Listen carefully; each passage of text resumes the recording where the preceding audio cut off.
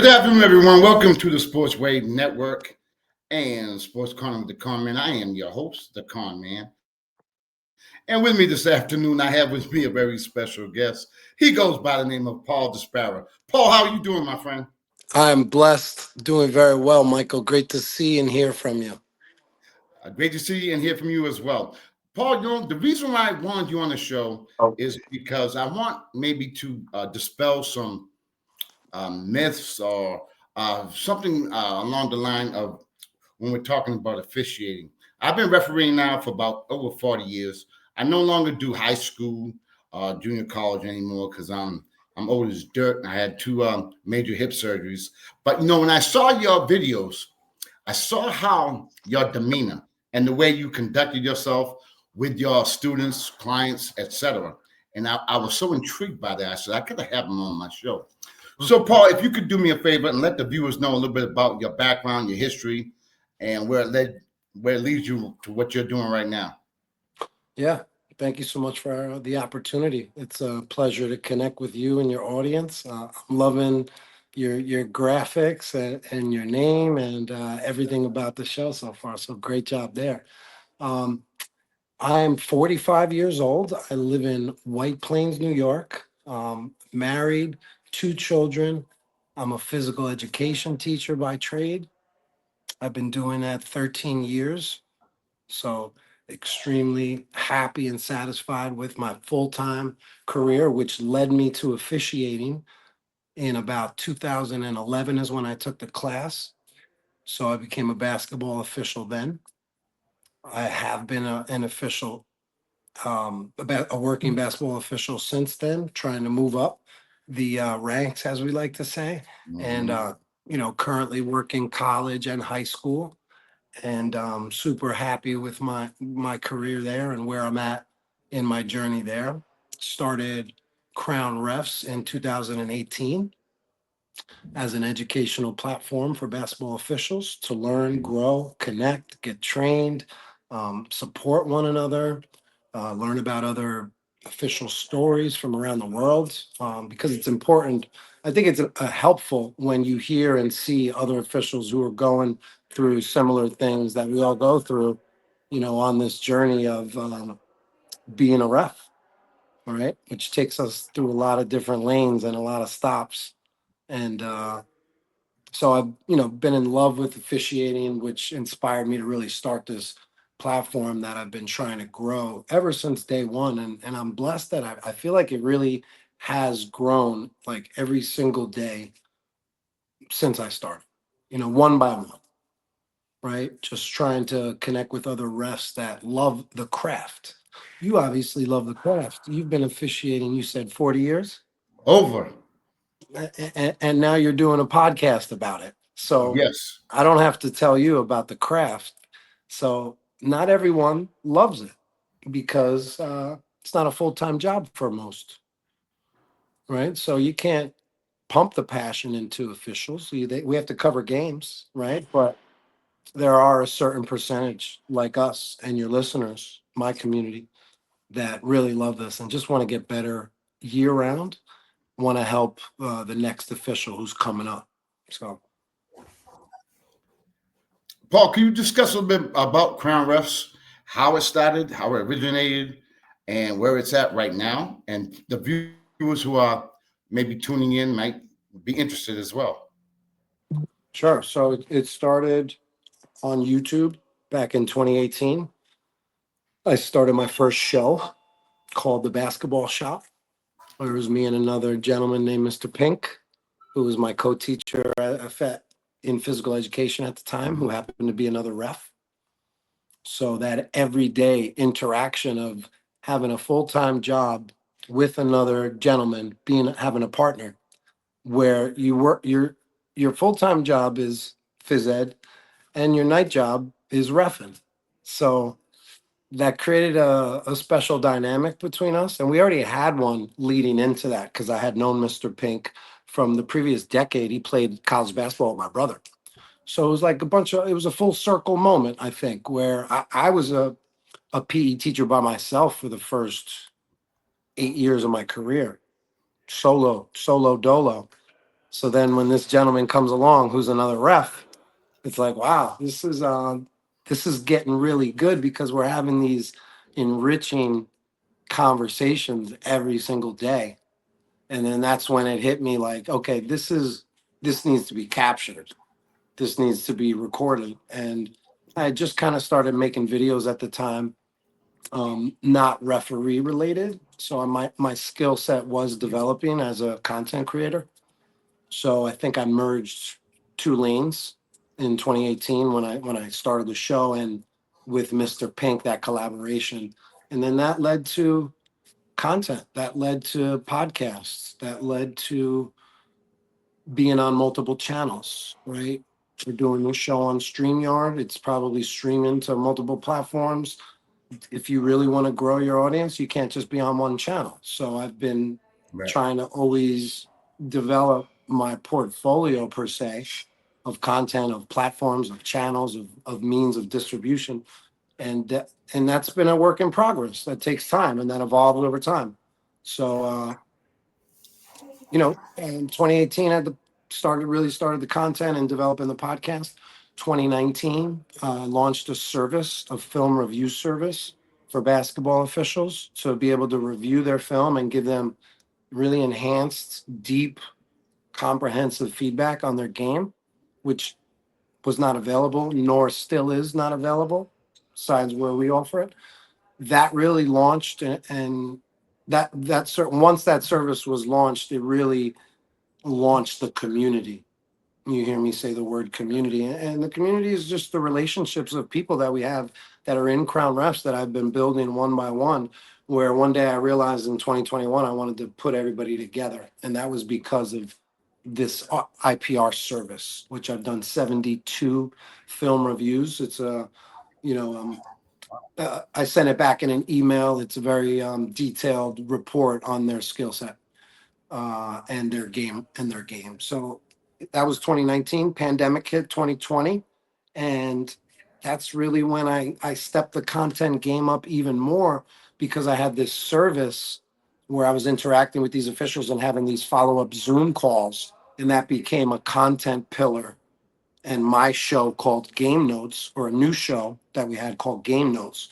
And that's like our longest running show. There's probably 50 episodes on my podcast that are called Game Notes. And these are all these one-to-one film breakdowns. So that really catapulted the podcast for 2020. And in the pandemic, as everyone had dialed it back and was becoming more active on social and on computers and on phones and on the internet, right? So, and then that 2020 led to the community launch and the private program and the family of officials and the membership infrastructure now that I have with Crown Reps and Patreon and Discord and then our live sessions and then so 2021 allowed me to start this program, this this training program and community through the platform of Patreon and Discord, like I mentioned. Um, so that was really fun launching that because I kind of went quiet towards the end or towards the very beginning of 2021 because I was building the platform out and getting all of the website and a lot of background work that had to be done. But once that was launched, that was really a new era in what I'm doing now because then it was new people joining, becoming part of the team. There's weekly training sessions, and then there's all this new movement and new information and collaboration and people connecting from the community and friendships being built and relationship building and just great information sharing, right? Like we're all here to get better, and I think now we're able to provide that place and that community and that platforms, those platforms to be able to pair like-minded individuals. So since 2021, I've been really focused on the community and growing that the right way, year by year, individual by individual. I set up a lot of calls on my drive to work because I commute 2 hours a day, hour down, hour back.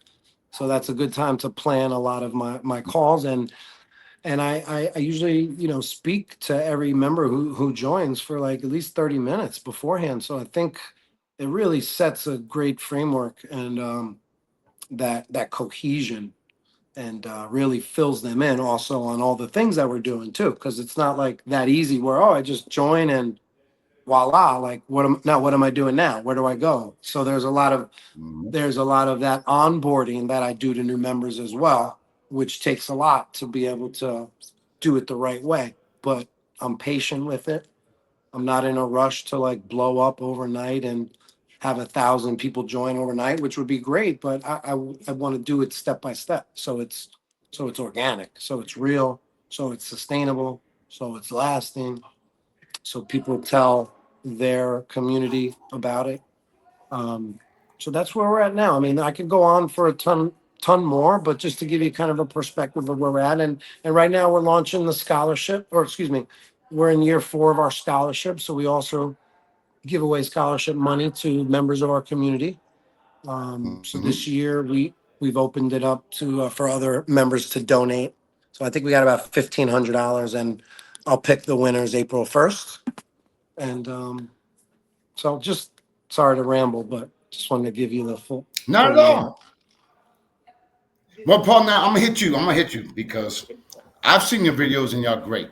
So this is not geared towards me. But when you began, first of all, I think you must have a depth of conviction and confidence to go out there and do videos Mm, with aspiring officials and going over what you do so very well, by the way, you know, improving their officiating skills and mechanics and etc. What or when did you decide that, hey, look, I'm pretty damn good at what I'm doing and I can give my knowledge and help others? What made you decide, damn it, I'm going to do some damn videos? I can do this. mm. Thanks for the question. Thank you. I think if I just kind of look back before Crown Refs, yeah, 2017, I started making videos on Snapchat, like funny, what I thought were hilarious videos about being a phys ed teacher, about trying to eat healthy, about working out, about a little bit about refing, just me being a clown. But Okay.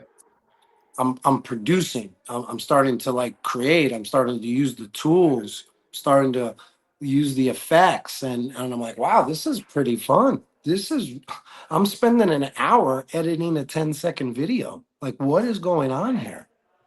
My wife's looking at me like, you're still editing that little 10-second Right. video you in the kitchen, and I'm like, and I didn't really know where it was going at the time, but I was enjoying myself. I was having fun, right? So I was finding a passion, a new passion. So I think when you really love something and you have fun, you could go far and do a lot with it. So that was definitely a building block. And then Mr. Pink, as I mentioned, Hmm. once he stepped in, I I had started Crown Reps 5 months before Mr. Pink. Funny name, right, Mr. Pink? But that's what everyone from the from back in the day remembers, Mr. Pink. When did you first follow? Wow. Do you, do About you over a year ago.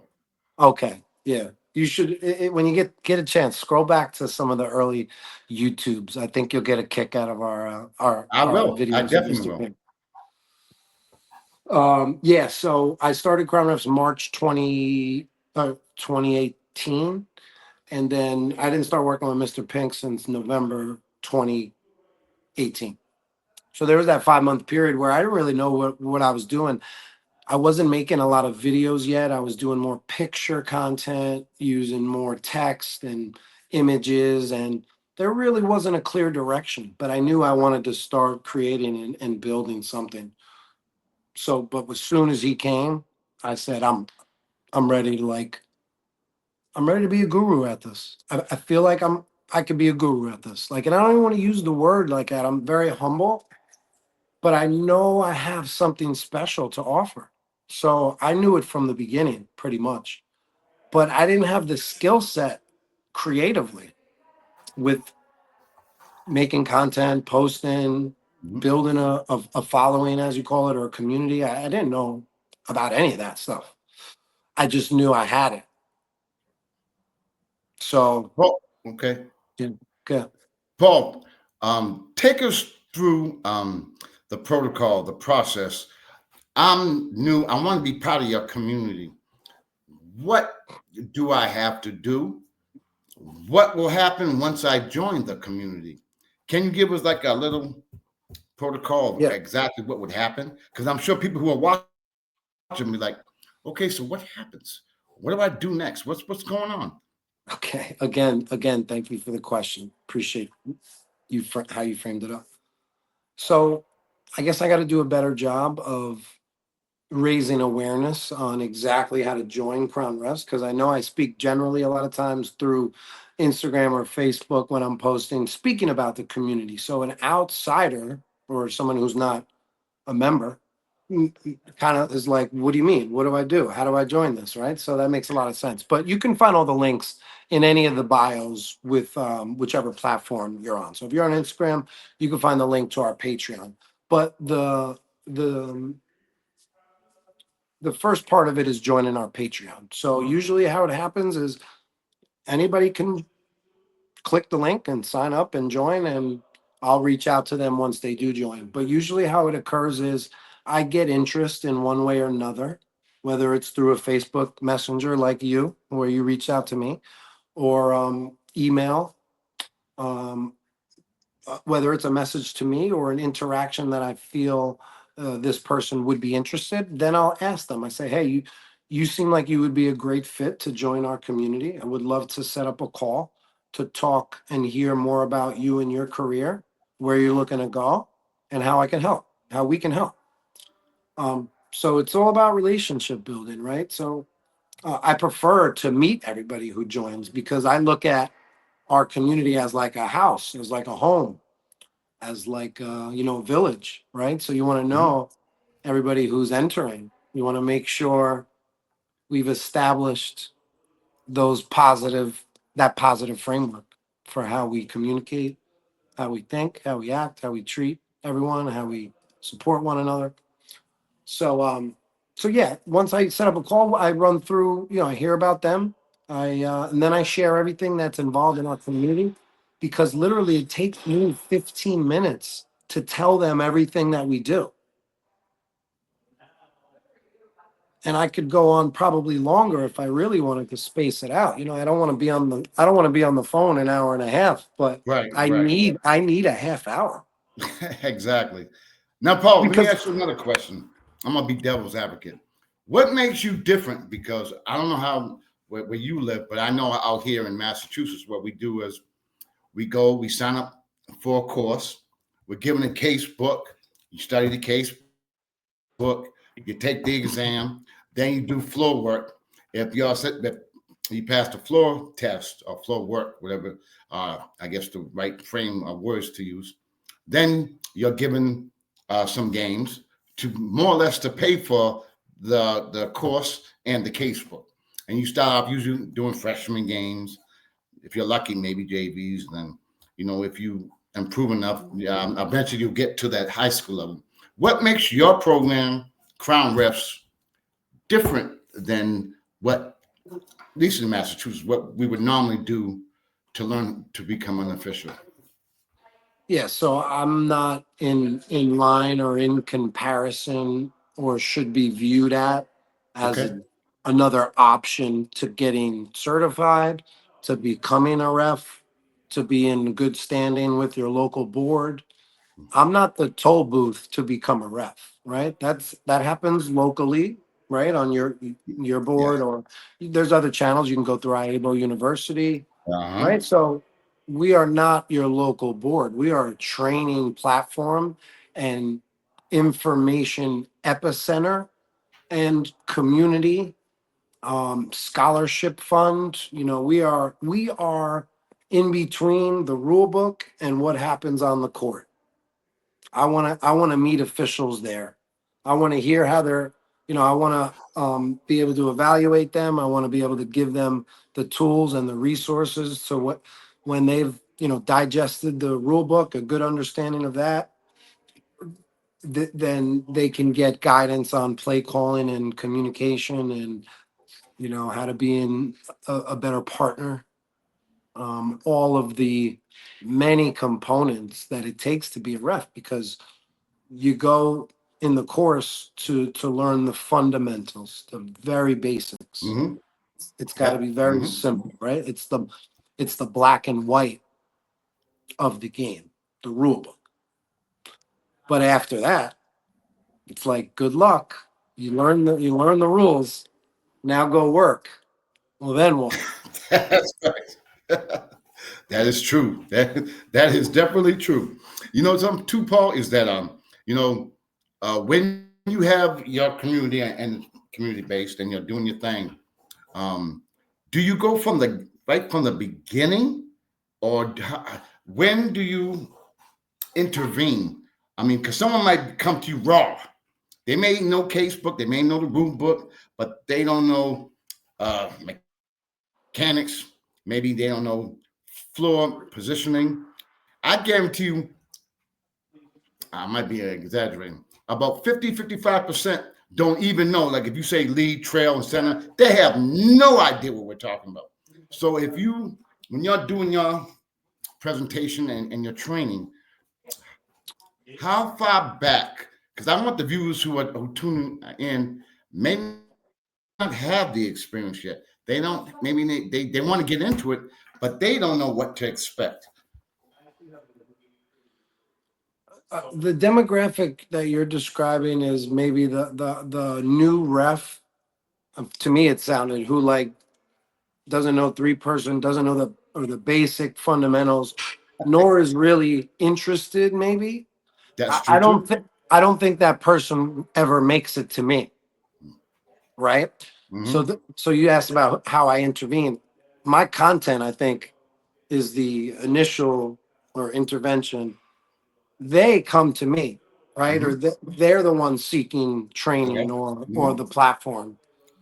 Um, So I think the people that are joining Crown Refs are the officials that are hungry, that want to get better, that are looking outside their local association for training, are wanting to connect with other high risers that are going to go on to work D3, D2, D1, G Right. League, Mm-hmm. Pro, FIBA, hear their stories. So it's not so much my intervention. It's I think the people that are in Crown Refs are really seeking that higher instruction and that higher level of craftsmanship from an officiating perspective, training Now, perspective.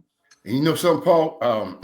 I told you I'm old as dirt, but my inauguration to officiating is one of my best friends in the world. His name is Eric Brittle. He was an NBA referee.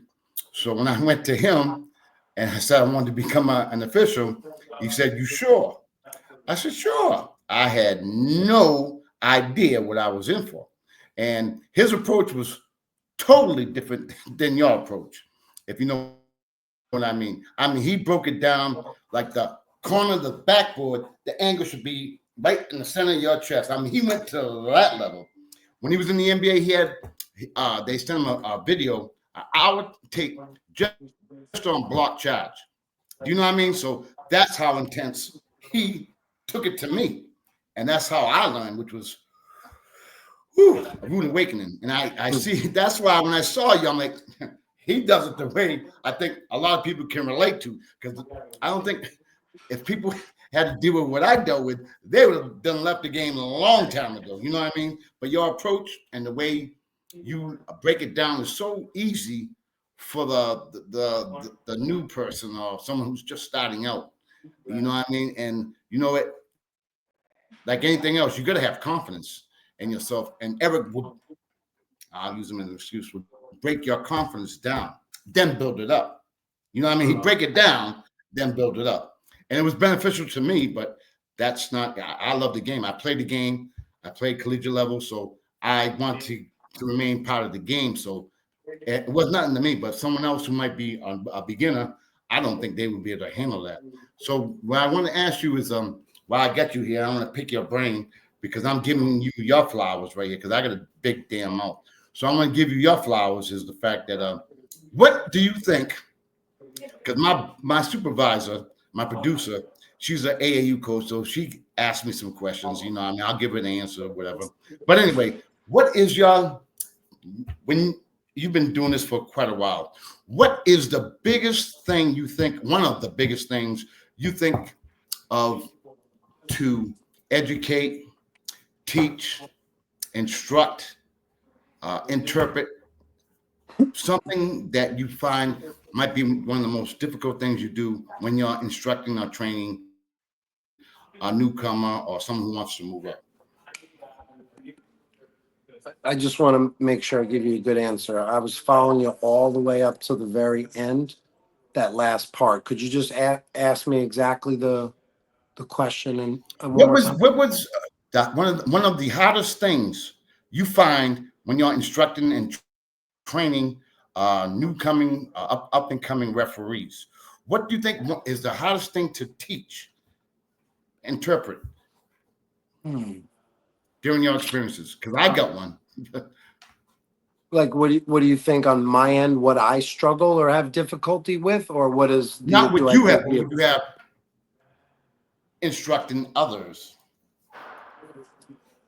I think, well, just some of the biggest areas of officiating where I think we need help the most is communication with coaches and game management, Mhm.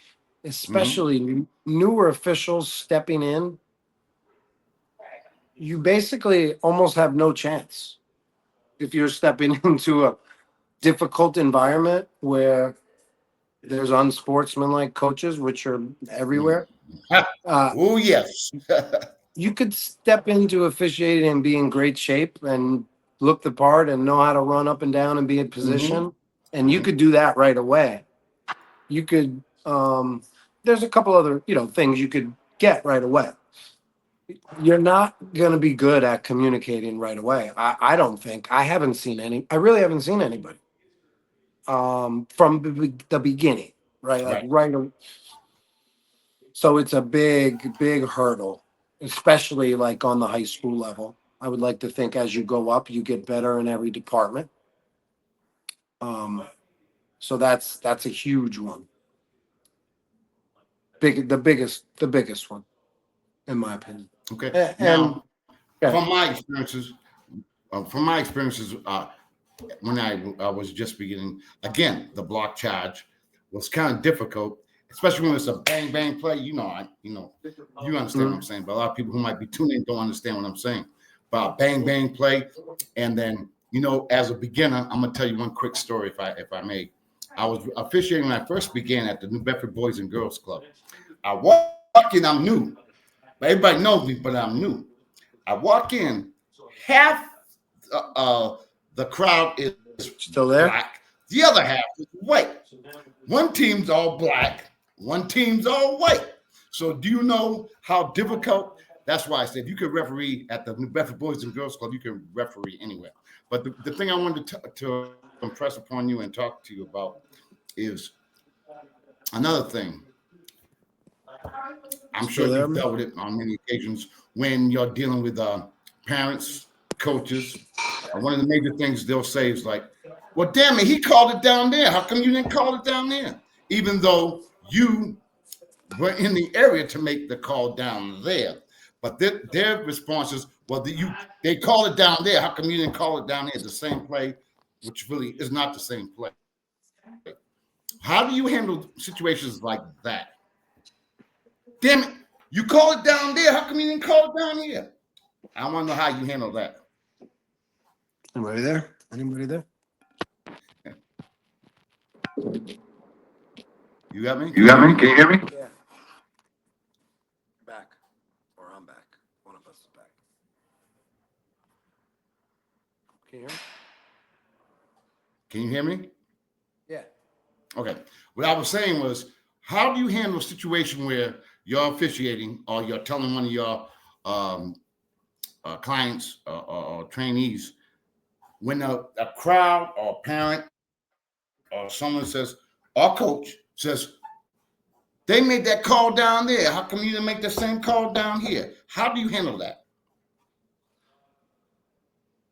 Hey, coach, calls can be similar, but they're never the same. But if the exact same play happens on the other end, then we'll have the exact same result.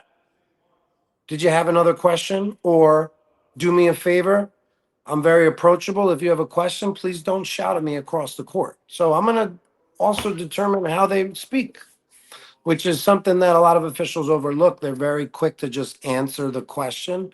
But the question, in my opinion, needs to be asked in a sportsmanlike manner for us to respond the way that they're that for us to answer the actual question that they're asking. That's one big strategy I have because I get to talk about what I want to talk about. And so do you. Exactly, exactly. True And that. so do they. And so do Yeah, they. exactly, exactly, exactly. When y'all fish, well, when you again, because I seen you in action, I already know how you are. But I'm doing this for the viewers. When y'all in a situation where you know the coaches are coming down on the officials, how important is it? This is important. How important is it that you and your fellow official, or if it's a three-man, the other two officials are on the same page? Can you let the viewers know how important it is? Because a lot of times, you know, and I know, damn, he missed that call, man. He ain't that good. You know what I mean? And then you already know you're setting them up for danger, him or her. You're setting them up. If you're a fellow rep, because that happens out here. You know, well, telling the coach, well, man, he's terrible, man. You know what I mean? He ain't that good. How do you handle situations like that? Because that will come up. You're saying a partner is speaking to the coach saying my Uh partner's huh. terrible. I mean, Yes. well, now we're talking about a complete lack of professionalism, right? So that you would Yes. think we don't have to. You would think we don't have to have these type of conversations, right? But well, this gets into the topic of partnering. This is why I like to set up calls with people that enter my program because I don't want to work with people as you just mentioned, Of course. No. No.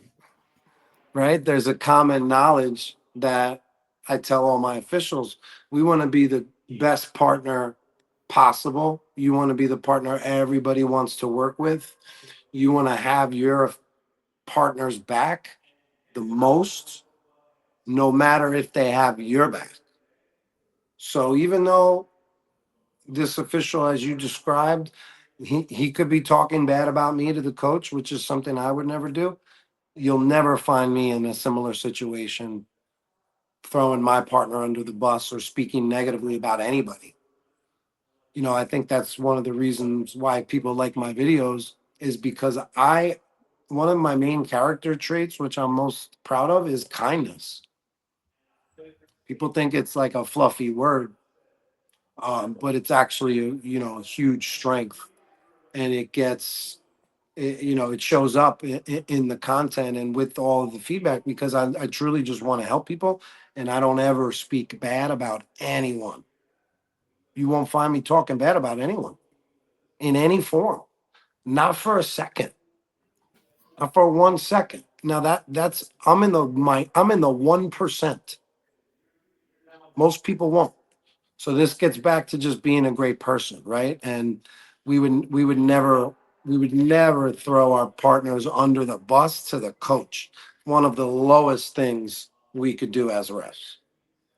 You know, that's the reason why, Paul, I got you on the show because I seen your demeanor. Like I told you at the beginning, I see how you interact with your fellow officials. And to me, it's so important, especially the way the game is being played today. And where there's so much AAU involved and the parents acting up, going crazy. You're dealing with a lot of things that can be very negative to your character, which is, we all know that's a no-no. But a lot of these coach, I guess the reason why I'm bringing this all up is because I find a lot problems exist because of the coaches and the parents. What do you think about that? Yeah, now we're getting into why there's such a shortage of refs. the mistreatment of refs. Hmm. We know where it's coming from. It's coming from the coaches, and it's coming from the stands.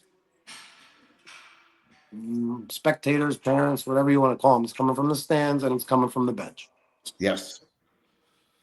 This is why I have a whole content series and 15 podcast episodes and like an entire unit or chapter of my, you know, story as a mentor towards this conversation, towards game management, towards being able to run the game, being able to have the wherewithal, the integrity, the strength, the skills to be able to handle these situations and these difficult personalities.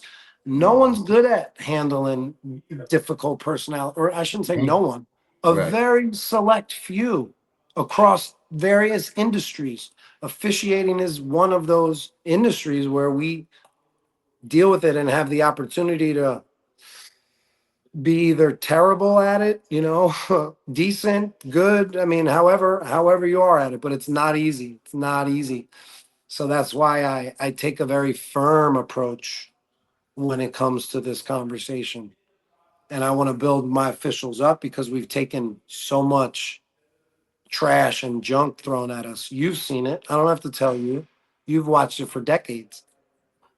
Whether it's changed, I don't know. It's always been bad and it's bad now.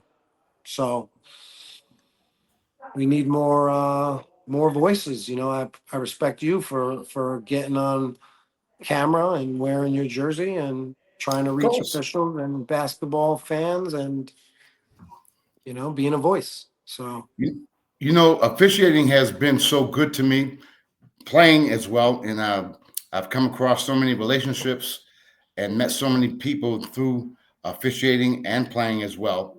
And to me, it's I don't know. I guess it's you got to really love it. You got to really love it. And as players, coaches, you have good games and bad games. Some games that you got to bounce back. Just like a player, you may have a bad game, you want to bounce back. And officiating, you might have been like, well, I kicked that call to yourself. I kicked that call, but I want to make sure I make the next one. But sometimes that's not always the correct answer either. You want to try to be consistent throughout the officiating process as well. But you want to try to do your best. Now, here we go. I got to ask because I got to pick your brain. Okay. You made a bad call and you know you did. You know you did. Maybe because the crowd, maybe you just overreacted. How do you get back your focus if in a situation like that does occur? well, okay, just backtrack. If you find yourself saying I made a bad call consistently, number one, maybe you're making too many bad calls. Right? True. So stop doing that. Um, and you got to be self-aware. So that's important. But this gets into the topic of self-talk. Like, what are you saying to yourself throughout the game? If we recorded your self-talk and put it down on paper for us to read, like you produce thoughts throughout the game. We could That'd be cool to see what you think about, right? So it's Right. important that you are filling your head with positive self-talk throughout the game. This way, if you have the blow of a missed call, well, you've already established that routine of next play mentality. So having a growth mindset, being a forward thinker, not being a dweller, um, not caring that much about a mistake as much as, I don't want to sound insensitive, but it's just one play. You're going to have a million plays if you ref a Of long course. career. Right. So why would you dwell on what already happened and that you can't change? It's the same thing when a coach wants to talk about a play. The play is over. It's not getting changed. So how do you move on from a tough call? you could just say next play. Like, be grateful that you're even able to ref, that you're healthy enough to run up and down the court, to get paid to be in stripes. Um, Next play mentality, just like players, would the coach would tell them, just get back on defense, because you can't think about previous plays and you can't think about future plays. You got to be in the moment. You got to be in that possession. Just got to be where your feet are. That's a great answer, and I didn't expect anything less. But I'm gonna give you another scenario. Let's say we're doing two man, just a two man. I'll go easy. Doing a two man, and say you're the lead, I'm the trail, for example, and I'm calling fouls in your designated area. How do you handle that? You being the lead, and the call is right in your immediate area. Now I know what your answer is going to be, but tell the viewers what you think. I No, know I what your want to answer is hear. going to be, but go. I want to hear my answer from you. What's my answer through you?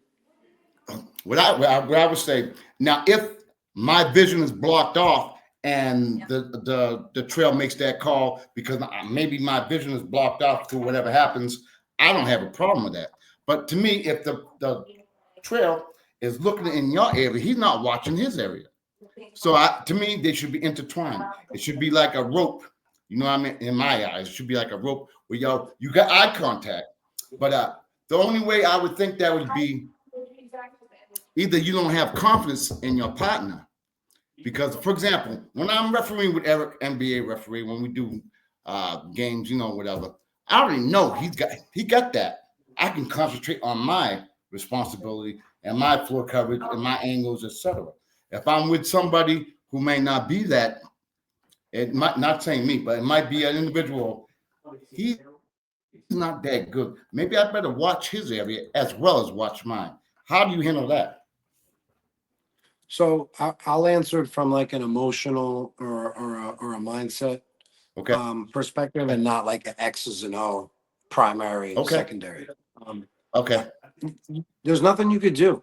And nor is there anything that I think you really should do in game. Maybe halftime, you guys can definitely discuss things, but from my experience and in my observation, I think it's best to not, number one, not judge your partner's calls. So if you call something right in front of me, I got what you got, Michael. That's awesome. I got what you got, Mike. That's awesome. But we have to relinquish our ego, though. Ah, If you're showing ego, then it's yeah. gonna hurt. I think I have one of the most impressive games ever of a partner calling in my primary and me just being cool, calm, and not bothered by it. I think it probably happened over 20 times, and it's not an exaggeration. And Wow. it was on consecutive possessions. I mean, what am I gonna do? Go up to him and be like, partner, you gotta let me, you gotta trust me. Like, I'm sure many people would. And in that situation, it was a lower level game. So it's not like I was working an important game. It was a lower level game, and that's going to happen on the lower levels. But I tell my officials all the time, because you hear them, you hear this conversation a lot.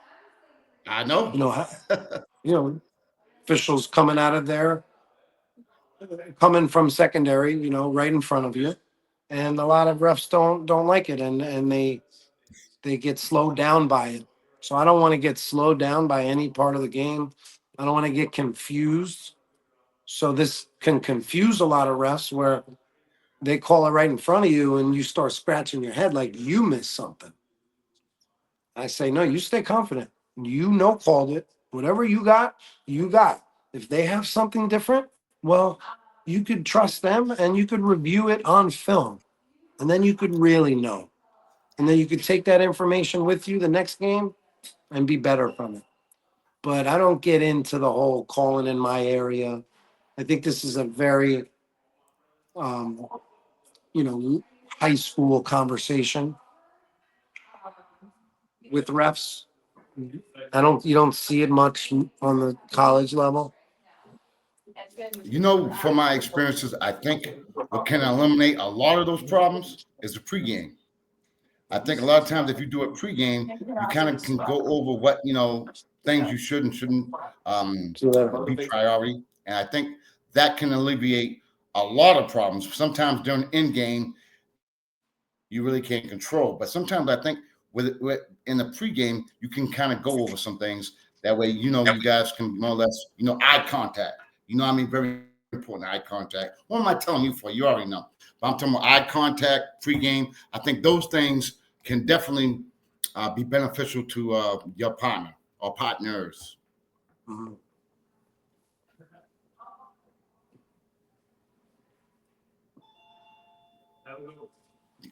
Well, I didn't get no feedback on that, but anyway, what I want to know is we got like a few minutes left. Is there anything that maybe I did not ask you, or something that you want to convey to the viewers Yes. that maybe you wanted to bring up that was very important that maybe I didn't bring up? Of course, you can talk about your Crown Refs. This is for you. We got about 10, 15 minutes. You can say whatever you want because this is going to be Well, shown all over. So. I appreciate that. And I got about 5 left, if that's okay with you, because I do have to get home. Um, but Okay. yeah, thanks for the question. I would like to share about the next chapter of Crown Refs, which is Okay. now in-person events in the form of the Crown Refs Skill Development Clinic. I'm going to start doing these in the New England area. So this is good that I'm on this call. I like the way this worked out. So thank you. But these are going to be small group clinics that happen every month. The first one is April 12th. We're going to be in Berlin, Connecticut. So I'll be on a court from 8 to 5 that day. AAU games, high school. It'll be a high school setting, but I'll have 9 officials there. The refs will get to work 2 games. I'm going to bring a staff of probably 5 to 8 other, community members, coaches, to support the 9 officials that'll be there. When you go to camp, there's a lot of, camps can vary in size, but a lot of the ones I went to, 100 people, 150 people, 75 people. So I wanted to make sure I did something very small and exclusive. Mm-hmm. So, yeah, there'll be 9 officials there that day. They'll get to work 2 games. We'll have a morning like coffee meet and greet where we'll get to hang out and get to know each other for an hour before the games. They'll get to ask unlimited questions to me and the rest of my team throughout the day. We're gonna ask them to bring a lot of their clips on their phone. The clips are short plays from their games that they've recorded, screen recorded, and saved and shared. So that's a good way to break down film, if you're not in person or in person. So they'll be showing us their plays throughout the day. Then at 3 o'clock, after the 6 games are over, we're going to go into a breakout room. We're going to watch more film on a big screen. We're going to do signal school, which is my signaling course where I work with officials on improving their signals and mechanics and form. That'll be about a 45-minute session. Then we're going to work on their communication skills through our session, as I mentioned, called rapid responses, which is, what to say to a coach, how to say it, when to say it, what to respond to, the whole mental approach, way more than just what to say. It's a whole playbook and blueprint. So they'll get that information in a closed group setting. And then the last 40, hour, we're going to have a dinner and we're going to have a health and fitness forum over the dinner.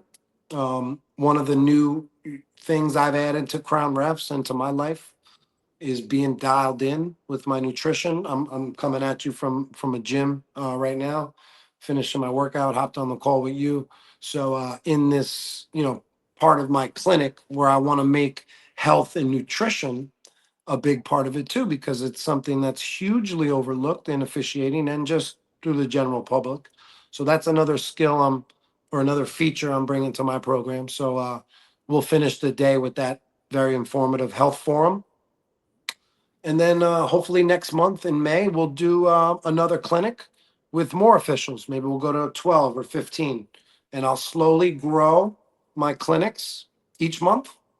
And eventually that will, I think, land me in a, with a camp, or they'll just be clinics and short, small things. I don't know. We'll see the way it plays out. But I'm excited about this new chapter of going in person, because I've been a content creator for 6 years now, and I've done hundreds of Zooms, and I've been obviously at camp, and you see the videos where in the camp setting. But to have my first, the first Crown Refs clinic educational event, I'm super, super, super happy and blessed to be able to do. So thanks for the opportunity to share that. Well, Paul, again, I want to thank you for coming on my show. Now, for the people who are viewing our viewing audience, how do they get in touch with you, or how can they look at some of the videos that I had the pleasure of watching? How can they be able to locate, download, get in touch about Crown Refs, Paul Disparra, Pink, Mr. Pink, and all that? How can they go about getting in touch or getting some information about what you're doing and how you're doing it?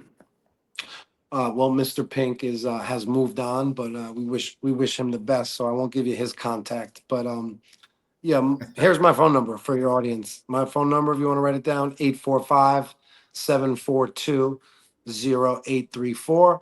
You can text me if you want. My email is crownrefs@gmail.com. Feel free to shoot me an email.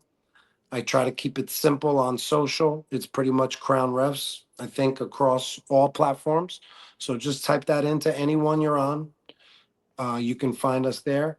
If you wanted to join the community, you can go over to Patreon, which is the platform we use for that. You can find the link to that in any one of my bios, whether you're on Facebook or Instagram. There's a lot of other things we offer. You can find in the link in bio, my link tree. So that's on our Instagram and our Facebook as well. Would love to set up a call if anyone in your audience is interested in joining, or you can join at patreon.com/Crown Refs. Also, to be able to come to one of the clinics we're doing, you got to be a member of the Crown Refs community on Patreon. Or at least for early registration, the way it's playing out there. So those are, I'm available. I'm speaking to a lot of people every day across a lot of different, platforms and apps. So blessed to be busy. Well, Paul, it's been a pleasure having you on. I hope the viewers got some insight as to what's going on in Crown Refs and what you're doing. And I think this video will be going nationwide, so hopefully it can benefit you in Crown Refs. And again, I want to thank you for coming on my show. And it's been a blast and a pleasure. Thank you so much, and may you have everything that you deserve. You as well, my friend. Thanks for the opportunity. Have a great weekend. Thank you to everybody listening, and stay blessed, stay happy, stay positive. Take care, my friend. Later. Peace. Folks, it's been an honor and a pleasure having Paul Disparra on my show, Sports Corner with the Conn Man. I've been a referee for damn near over 40 years, and I wanted him to come on and give his perspective on what he's doing and what he has done. And as you guys can see, his demeanor is so critical and crucial when you're dealing with coaches and parents. And I wanted him to come on and give his perspective, and I think he did a tremendous job. Folks, I want to thank you guys for tuning in to the Sports Wave Network and my show, Sports Corner with the Conn Man. We try to have some good content, but I also have people who make an impact. I think Paul Disparra has definitely made an impact, and I'm very happy that he came on my show to give you guys some insight. So y'all take care. God bless. I will see you next week on Sports Wave Network and my show, Sports Corner with the Conn Man. Until then, take care, God bless, and stay safe.